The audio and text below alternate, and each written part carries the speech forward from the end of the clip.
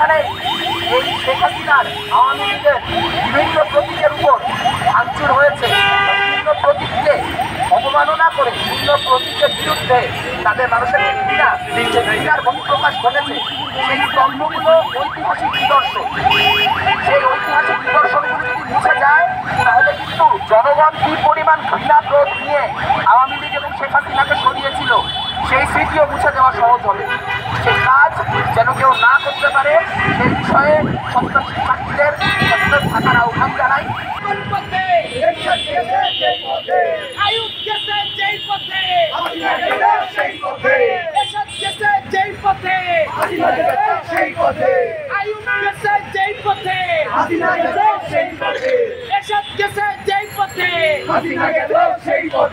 হাসিনা গেল সেই পথে,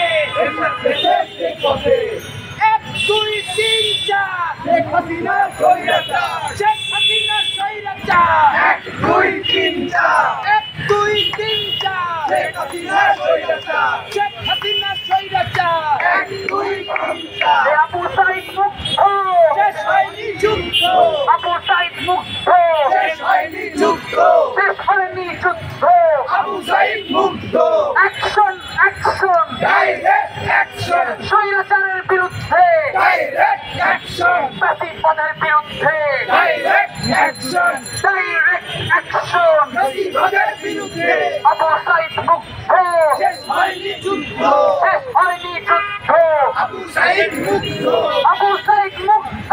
শেষ হয়নি যুদ্ধ।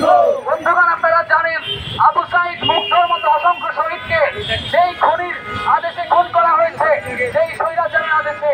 সেই স্বৈরাচারী খনি হাসিনা এখনো আমাদের প্রতিবেশী রাষ্ট্রের সেফগার্ডে বাস করছেন।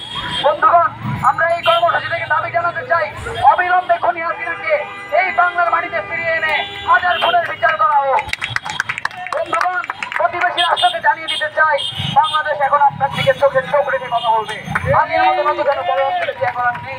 বন্ধুগণ, অন্তর্বর্তীকালীন সরকারের কাছে আহ্বান জানাতে চাই আপনারা অবিলম্বে ভারত রাষ্ট্রকে প্রেসারাইজ করেন, শেখ হাসিনাকে ফিরিয়ে দিতে বলেন এবং এই বাংলার মাটিতে এনে বাংলার গণকাঠগড়ায় দাঁড় করিয়ে তার বিচার নিশ্চিত করুন।